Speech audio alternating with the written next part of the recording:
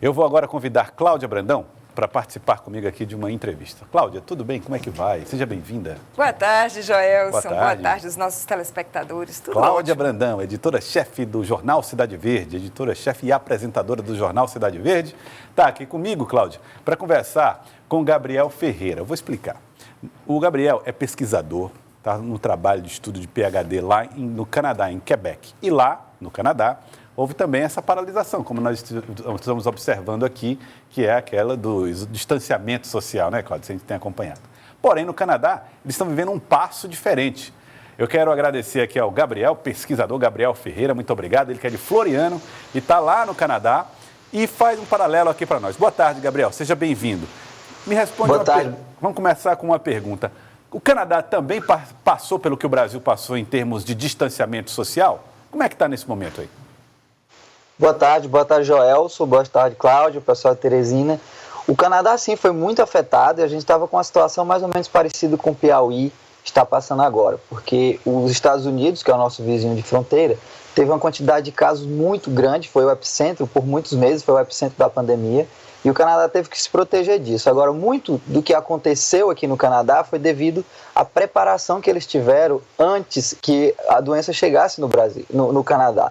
Então, inicialmente, a gente tinha dados da China e a gente entendia que essa doença se transmitia entre 2 e 3 pessoas, se transmitia assintomaticamente, que era muito perigoso, mas a gente não sabia quantas pessoas iam parar no hospital, quantas pessoas iam morrer, quantas pessoas iam evoluir para uma doença mais grave.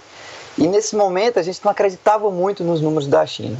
Quando a doença chegou na Europa e no Irã, a gente viu que era um pouco mais grave do que uma gripe, que era a ideia inicial dos modelos que a gente tinha no número de casos se a doença chegasse aqui. Baseado também na potência do sistema de saúde canadense, que é completamente público, é diferente do sistema dos Estados Unidos. E quando chegou ali pelo Irã, a gente viu que a mortalidade era um pouco maior, mas a gente também não acreditava nos números. Quando passou para a Itália, para a Espanha e atingiu a França, a gente começou a se assustar. No entanto, o Canadá já vinha se preparando para isso. Tanto a sociedade, que é muito bem educada, já começou a diminuir a exposição, cancelar viagens para os locais de risco, ou mesmo qualquer viagem para o interior, sair menos de casa, você via que tinha menos pessoas na rua. E o governo começou a tomar uma série de medidas muito rápidas, ainda que muito escondidas, não era, a população não sabia, mas nos centros de saúde, por exemplo, eu recebia e-mail todo dia perguntando se eu tinha máscara N95, onde estavam essas máscaras, se eu tinha condições de ceder máscaras, qual era o meu status, onde eu estava trabalhando no hospital, eu tinha que responder inquéritos. Eles fizeram um inventário de todos os hospitais do país para saber quem tinha condições de fazer os testes, quem conseguia se mover, fazer testes móveis, levar a máquina para outros lugares, pegar máscaras de um lugar, transmitir para o outro.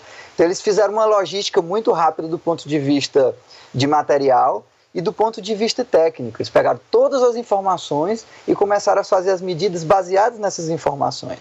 Então, a gente sabia que esse teste que a gente faz do cotonetezinho, que vê a pandemia no momento, que detecta o vírus na hora, no início, e que tem um poder maior de dizer uma foto de agora está acontecendo tantos casos, iriam ser limitados por conta que estava atingido o mundo todo. Então, eles começaram a fazer outros protocolos, ver diferentes reagentes, a brincar com os protocolos, saber se a gente poderia misturar as amostras, fazer 5, 10 amostras com o mesmo reagente.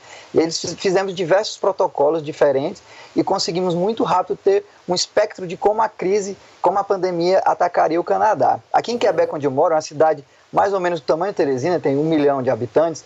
No entanto, é uma cidade, um patrimônio histórico da humanidade e tem muitas pessoas. A cada mês recebe 3 milhões de turistas. E eles fecharam as fronteiras assim que tiveram os primeiros casos, mas a gente parecia que não via casos. É como a situação em Teresina. Você não via nas ruas, as pessoas estavam mais ou menos isoladas voluntariamente, não havia um plano muito claro. E a gente só testava as pessoas que iam no hospital sintomáticos. Até então, o que eles pediam é, se você tem sintomas, fique em casa. A gente entendia que apenas 20% das pessoas precisariam de internação e apenas 5% evoluiria para uma doença grave. Então, baseado nesses dados que vinham acumulando-se em 2 meses de pandemia nos outros países, antes de chegar no Canadá, as medidas eram essas. Todo mundo, vamos tentar se isolar o máximo possível, evitar a exposição, e o governo vai tentar testar, os hospitais testarão as pessoas que chegarão sintomáticas na porta do hospital. Mas aí, quando os Estados Unidos começou a ter muitos casos, a gente tinha umas informações diferentes. A gente via que dentro dessas 80% de pessoas que não evoluiriam para uma doença muito grave, tinham sintomas que apareciam muito diferentemente, o que é natural, mas que a gente não controlava. Então eles viam, por exemplo, que alguns jovens estavam falando normalmente, em casa, sem febre, e tinha uma saturação de oxigênio perigosamente baixa. Eles saturavam 80%, que em termos técnicos é muito, muito baixo.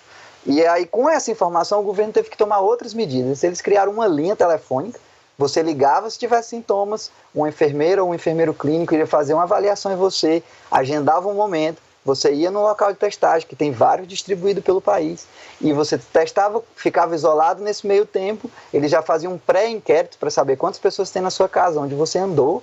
Caso desse positivo, você iria fazer uma consulta com o médico e iria fazer a rotina clínica, ver se o seu pulmão estava afetado, qual era o grau, e tentar fazer o controle clínico da evolução da doença. E nessas fases, à medida que a gente conseguiu acumular essas informações, conseguimos controlar a pandemia e com 6 semanas agora já estamos praticamente todo aberto nessa região de Quebec. Boa tarde, Gabriel. Só para ficar claro, porque são muitas informações que você repassou para a gente, chegou a ser decretado oficialmente o distanciamento social, o fechamento das atividades econômicas no Canadá. Isso aconteceu por setores ou foi uniforme no país inteiro? Eu queria que você explicasse um pouquinho melhor para a gente. Perfeito, muito boa sua pergunta.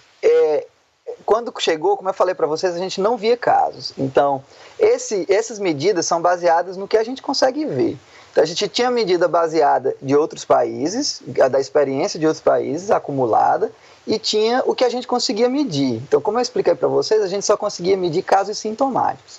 Quando a gente começou a medir as pessoas sem que elas tivessem sintomas e proteger os abrigos, proteger os pontos que são mais suscetíveis a evoluir para uma doença, as pessoas são mais suscetíveis a evoluir para uma doença grave, a gente viu que esse número de casos começou a aumentar.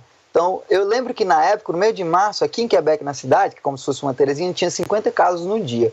Com 2 dias subiu para 300. E eles fazem testagem em massa. A gente está fazendo 5 mil, 6 mil, 100 mil testes. Não é isso que a gente está fazendo no Brasil. Aí o governo teve que decretar. Quando ele viu que é muito rápido a curva, ele pula de 50 para 300, a cidade próxima, como se fosse uma distância entre Teresina e Floriano, subiu de 300 para 3 mil, de 3 mil para 6 mil casos, e chegou a ter 20 mil casos em um espaço muito curto de tempo.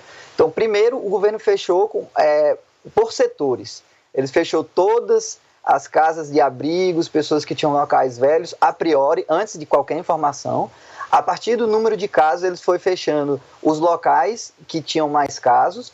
Depois ele decretou fechamento de todas as atividades não essenciais, só que a diferença do Brasil é que essa lista de atividades não essenciais é por região. Por exemplo, em Quebec, a gente ia entrar na primavera e sabia se eles fechassem as lojas de produtos agrícolas, por exemplo, isso iria afetar muito forte a economia, porque eles não iam ter como plantar na época correta. Então, essas lojas, que teoricamente não são serviços essenciais, ficaram abertos como serviços essenciais.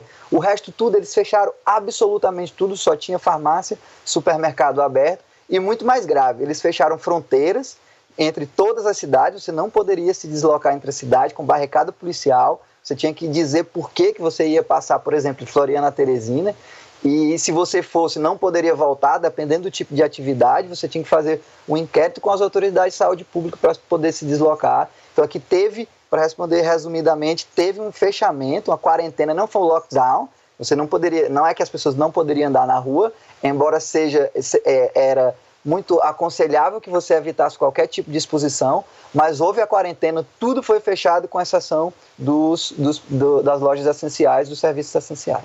E como é que ficou a taxa de ocupação dos leitos de UTI aí? A gente sabe que há uma rede de saúde bem estruturada. Em algum momento ela chegou a ficar comprometida? Não nessa região. Algumas regiões do Canadá teve muitos casos, mas a saúde aqui é unificada, é como se fosse um SUS. Então eles conseguem muito facilmente, sem que haja conflito legal, mover os pacientes de uma região para outra, embora isso não foi necessário, porque eles se prepararam antes. De uma maneira simples, não houve lotação das UTIs, especialmente mesmo aqui na capital nacional, onde eu moro, capital da parte francesa, não se escutou que haveria lotação das UTIs, muito pelo contrário, sobrou vagas, e alguns lugares de fronteiras eles até ofereceram, por exemplo, os Estados Unidos, caso houvesse superlotação, de receber alguns pacientes dentro dos critérios deles, são muito criteriosos. Quero agradecer ao Gabriel Ferreira, muito obrigado pela participação aqui conosco, piauiense de Floriano, pesquisador, está no Canadá e traz essas informações para nós. Muito obrigado pela participação. Um abraço a todos. Um abraço. Tá aí então, são experiências pelo mundo, Cláudio Brandão, que vão nos ensinando, né, como nós podemos lidar com esse problema da Covid. Você vê que planejamento é tudo. Eles fizeram exatamente aquilo que o Brasil deveria ter feito. Aprenderam com outros países que manifestaram a doença antes, prepararam toda a rede hospitalar com antecedência e tomaram as medidas adequadas. Ele destacou também que foi feita uma testagem em massa para identificar as pessoas que poderiam contaminar e isolar os contatos.